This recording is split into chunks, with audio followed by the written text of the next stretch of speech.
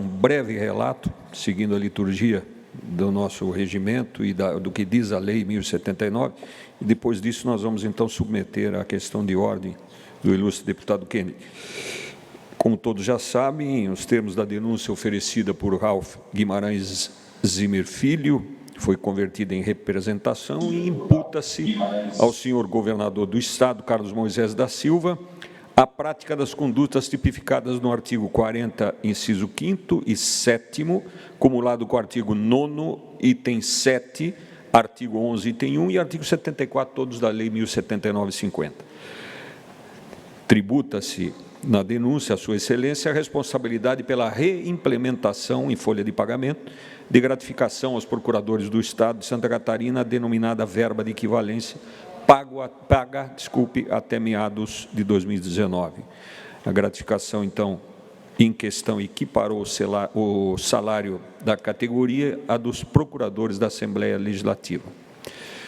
A acusação ainda, segundo a acusação, a gratificação seria indevida porque conflita com o artigo 37 da Constituição da República e o advento da emenda 1998 vedaria a equiparação remuneratória entre carreiras distintas, a despeito da afinidade de suas funções. Então, diante desse quadro, o restabelecimento da gratificação seria legal, não sendo válida a justificativa de que já havia sido garantida essa equivalência há vários anos em decisões judiciais transitadas em julgado.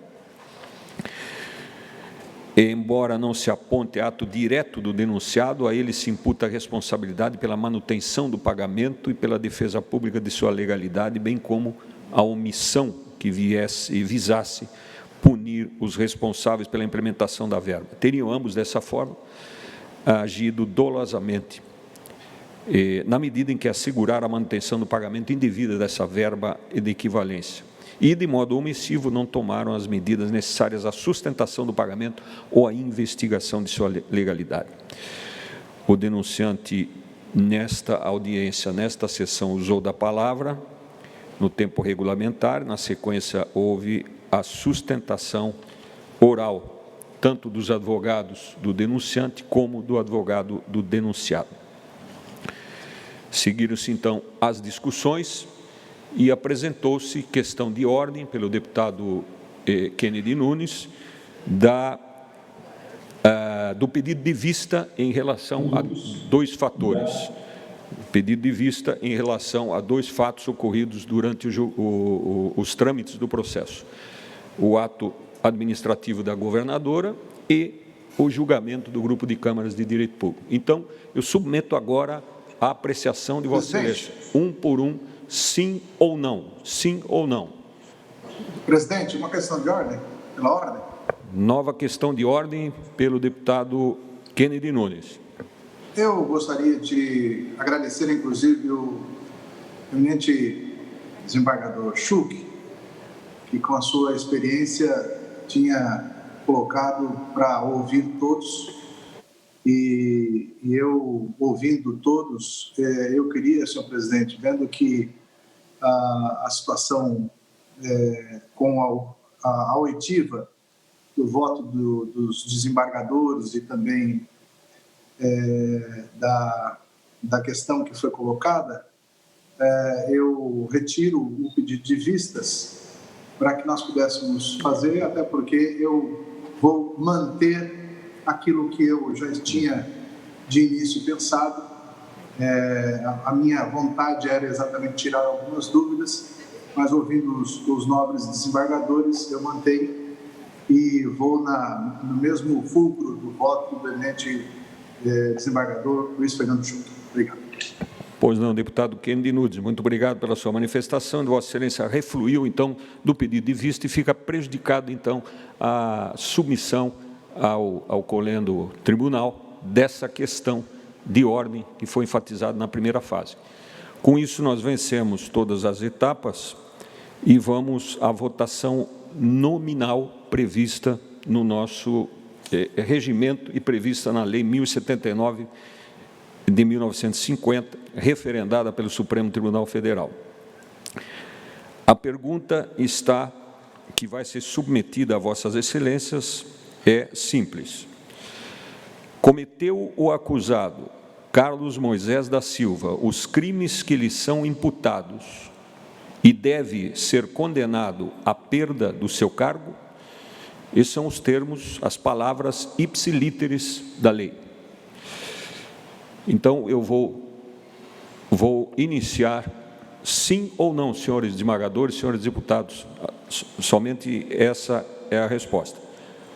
Mais uma vez, cometeu o acusado Carlos Moisés da Silva os crimes que lhe são imputados e deve ser condenado à perda do seu cargo? Como vota desembargador Carlos Alberto Sivinski?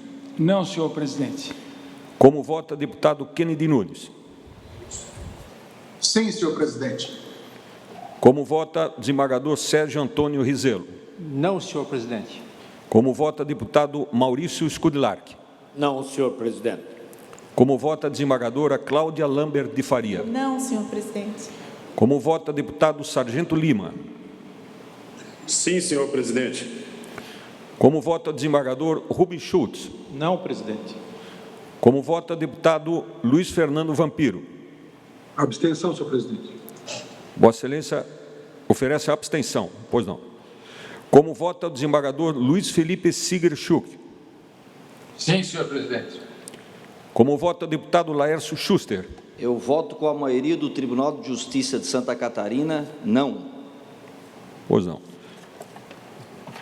Temos, então, uma maioria.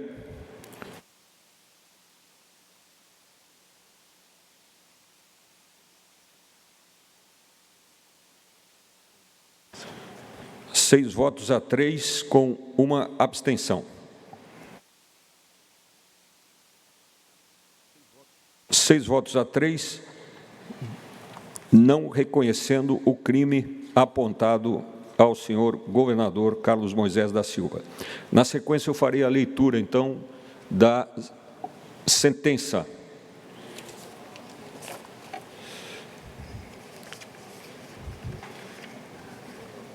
Presentes o quórum, presentes todos os julgadores do Tribunal Especial de Justiça, de julgamento, logo o quórum está completo.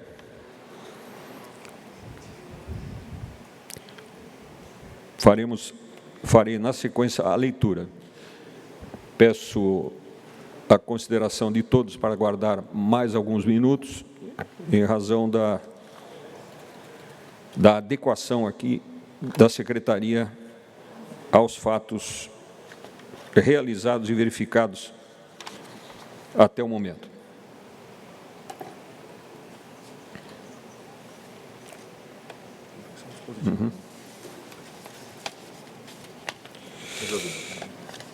Muito bem. É da liturgia do cargo e é da lei que se faça a leitura completa do relatório. Por isso, peço vênias a Vossa Excelência e ao povo catarinense que nos assiste. No dia 30 de julho deste ano de 2020, a presidência da Assembleia Legislativa do Estado de Santa Catarina recebeu a denúncia formulada por Ralph Guimarães Zimmer Filho, pela prática em tese de crime de responsabilidade, assim tipificados nos artigos 4º, 5º e 7º, artigo 9º, 7º, 11, 1 da Lei 1079/50, pelo excelentíssimo senhor governador do Estado, Carlos Moisés da Silva, e pela excelentíssima senhora vice-governadora do Estado, Daniela Cristina Rainer. Da notícia constava ainda a imputação de fatos ao senhor José Eduardo Tasca, então secretário de Estado da Administração.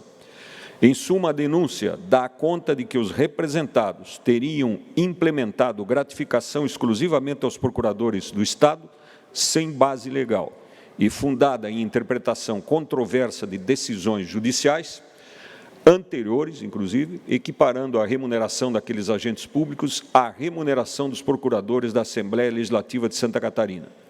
Além disso, mesmo após a provocação do TCE, o pagamento da gratificação teria sido mantida, bem como ignorada a decisão tomada em autos de cumprimento de acordo, em que a associação, que representa os procuradores do Estado, tensionava que se observasse as decisões judiciais anteriores que deferiram.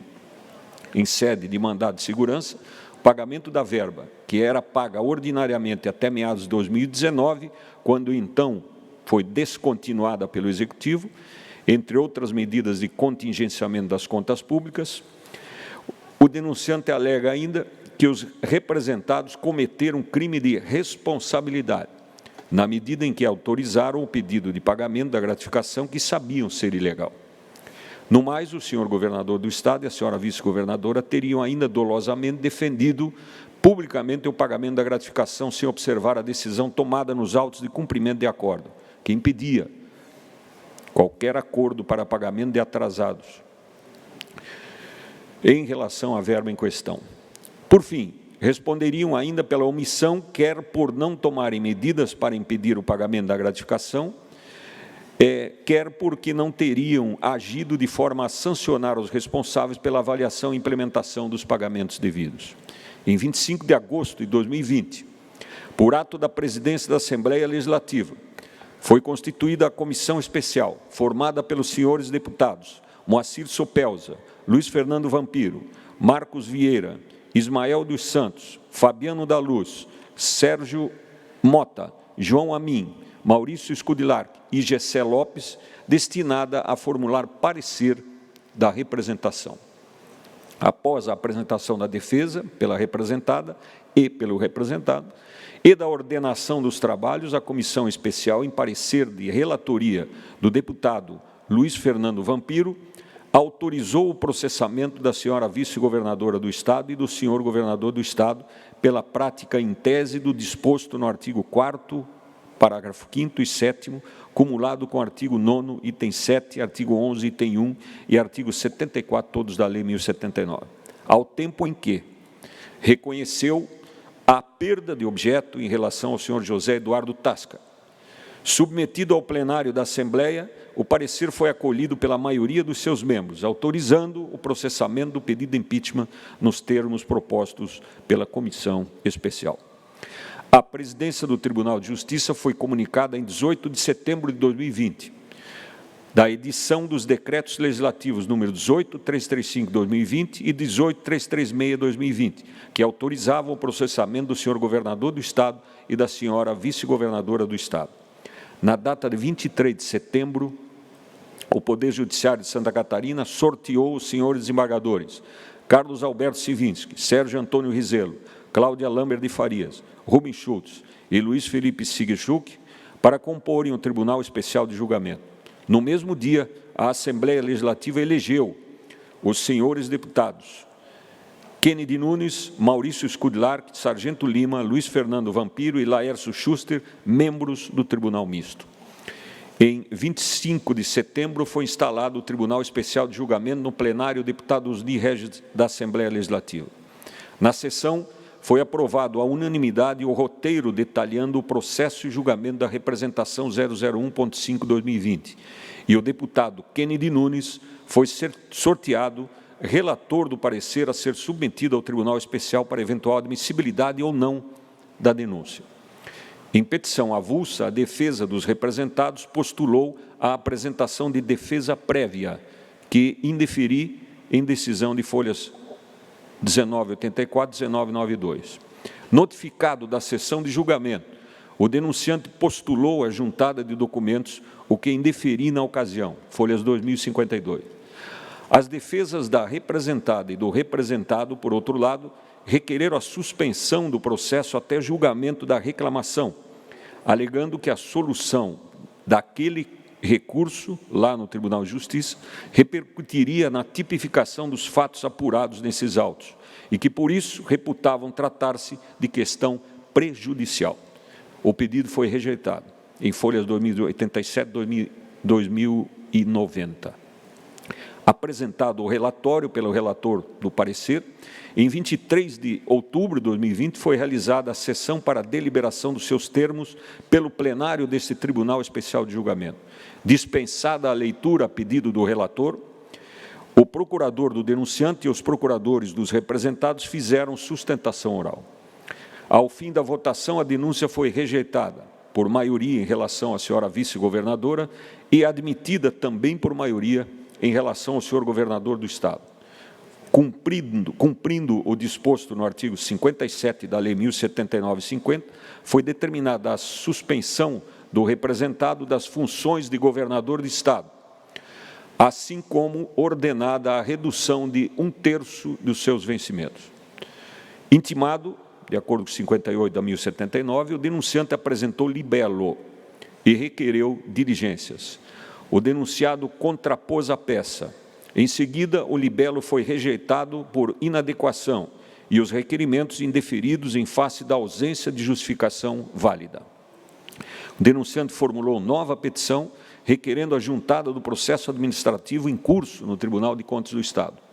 Requereu ainda que se oficiasse a governadora interina, pedindo esclarecimentos a propósito de alguma notificação que lhe for encaminhada, diretamente pelo requerente, indagando acerca das eventuais providências administrativas tomadas em face dos fatos discutidos nesses autos.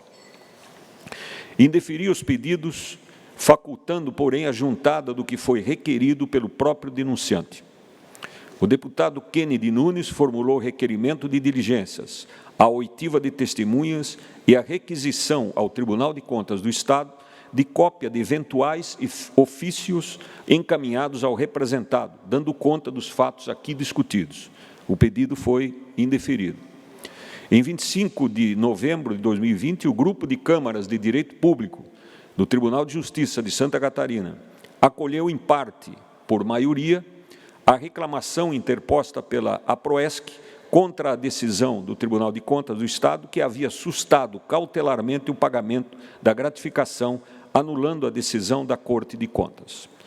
O denunciante formulou o pedido de adiamento da sessão de julgamento às vésperas, em 26 de 11 de 2020, sob a alegação tanto de prejudicialidade, em relação ao julgamento do Grupo de Câmaras de Direito Público, quanto em relação a certa notificação pelo requerente à senhora governadora. O pedido foi rejeitado. Realizada a sessão, manifestou-se oralmente o denunciante pelo tempo regulamentar, assim como os procuradores do denunciante e do denunciado. Passo à fundamentação da sentença. Temos agora a fundamentação e depois o dispositivo. Nos termos da denúncia do fato, autuada 0754/2020, e do Decreto Legislativo 18.336/2020, o senhor governador do Estado teria cometido crime de responsabilidade em face da ordenação de pagamento de gratificação sem amparo legal. Em termos práticos, o denunciado teria permitido a deflagração de processo administrativo que resultou no implemento da verba de equivalência, que correspondia a determinada fração remuneratória, nivelando a remuneração dos procuradores do Estado àquela percebida pelos procuradores jurídicos da Assembleia Legislativa do Estado de Santa Catarina. O decreto legislativo que autorizou o processamento do pedido de impeachment assim tipifica as condutas. Dois pontos, abro aspas. O artigo 1º, fica autorizada a instauração do processo por crime de responsabilidade contra o senhor governador do Estado de Santa Catarina, Carlos Moisés da Silva, pelos crimes de responsabilidade previsto no artigo 40, inciso 5º e 7º, cumulado com o artigo 9º, item 7, artigo 11, item 1 e artigo 74, todos da Lei 1079/50. Fecho aspas. Embora não houvesse determinado diretamente o pagamento que decorreu de solução de processo administrativo deflagrado pela Associação dos Procuradores do Estado de Santa Catarina, a APROESC, o denunciado teria mantido o pagamento, muito embora já tivesse sido instado pelo Tribunal de Contas a verificar a legalidade, do que resultaria a abertura de procedimento administrativo naquela Corte e, posteriormente, a determinação cautelar do pagamento da verba. O denunciado teria ainda ignorado a decisão tomada em autos de cumprimento de decisão judicial, em que a mesma associação, a PROESC, teria postulado a continuidade do pagamento da verba de equivalência, com base em decisões tomadas inicialmente em 2 mandados de segurança, já transitadas em julgado. Naqueles autos, o relator teria sustado decisão sua que autorizava eventual acordo para pagamento de atrasados. No pedido, a associação inicialmente requereu tanto a retomada do pagamento quanto a satisfação das parcelas vencidas. Ao longo do processamento, porém, formulou pedido administrativo para a reincorporação da gratificação descontinuada no início de 2019, remanescendo na via judicial unicamente o pagamento das parcelas vencidas. Segundo o denunciante, com a revisão da decisão pelo relator, deveria o denunciado ter sustado o pagamento da gratificação. Além disso, teria o governador do Estado feito defesa pública da legalidade do pagamento quando sabia, ou deveria saber, que era ilegal e efetivamente só teria cessado o pagamento depois da decisão cautelar tomada pelo Tribunal de Contas do Estado. De outro vértice, o denunciado não teria tomado qualquer providência em relação aos responsáveis pelo implemento da gratificação, de sorte a apurar a responsabilidade funcional dos procuradores que, por um lado, conduziram o processo administrativo que viria a beneficiar-lhes e, por outro lado, exerceram a defesa dos interesses do Estado no pedido de cumprimento de decisão judicial, apresentando oposição ao pagamento reclamado pela APROESC. Ressaltou o denunciante que o único ato tomado pelo denunciado de viés correcional à exoneração da Procuradora-Geral teria ocorrido muito tempo após, quando os fatos já haviam repercutido fora do seio da administração. No mais, o denunciado deveria ser responsabilizado na medida em que, na condição de gestor público, deveria ter agido tão logo ciente da irregularidade do pagamento, que, de acordo com a sua compreensão, é evidenciada não só pela manifestação do Tribunal de Contas do Estado, sustando em caráter precário o pagamento da verba, e mesmo pela decisão judicial, que sustou qualquer possibilidade de acordo administrativo, mas também pelos indícios de ilicitude que justificaram a abertura do inquérito pelo Ministério Público de Santa Catarina para apuração de eventual responsabilidade do governador do Estado. Passo ao dispositivo, agora é a decisão do tribunal. O Tribunal Especial de Julgamento, após deliberar sobre o mérito, decidiu que o senhor governador do Estado de Santa Catarina, Carlos Moisés da Silva, não cometeu os crimes de responsabilidade descritos na representação número 001-5/2020. Restaram vencidos os senhores deputados Kennedy Nunes e Sargento Lima e o senhor desembargador Luiz Felipe Sigrid-Schuch. O deputado Luiz Fernando Vampiro se absteve. Ficam intimados os presentes. Intime-se pessoalmente o denunciado Carlos Moisés da Silva e a senhora governadora interina, Daniela Cristina Rainer. Esta sentença, que será assinada por todos os membros deste Tribunal Especial de Julgamento, constará em ata e deverá ser publicada no Diário Oficial da Assembleia Legislativa de Santa Catarina, de acordo com o artigo 69 da Lei 1079 de 1950. Com esta decisão, o senhor Carlos Moisés da Silva retorna ao cargo de governador do Estado de Santa Catarina imediatamente. Intime-se os excelentíssimos senhores, o presidente da Assembleia Legislativa de Santa Catarina, o Procurador-Geral de Justiça, o presidente do Tribunal de Contas da União e o presidente da Ordem dos Advogados do Brasil, subseção de Santa Catarina, dando ciência dos termos desta decisão. Agradecendo mais uma vez a presença de todos, notadamente aqueles que estão participando por videoconferência e que estão em fase de reabilitação. Desejamos a todos muita saúde, muita paz. Agradeço também a Anne Carolina Scheffer, secretária de mesa, Leonardo Lorenzetti, coordenador das comissões, Cléo Manfrini, coordenadora do plenário, para, em seus nomes, agradecer todos os servidores da Assembleia Legislativa. Agradeço também o Leão Ribas, secretário deste Tribunal Especial de Julgamento e assessor da presidência. Registro e agradeço a presença dos doutores que atuaram aqui na defesa, doutor Marcos Probst, doutor Leandro Maciel, o doutor Prade Agradeço também os representantes da Ordem dos Advogados do Brasil aqui presentes, Dr. Rogério Duarte Silva, Pedro Ferrari e Sandra Spaltz, advogados que honram a advocacia catarinense. Agradeço também ao Ministério Público, que atuou vigilante nesse processo, através do Dr. Fernando Comim. A todos, muito obrigado e declaro encerrado esse processo de impeachment.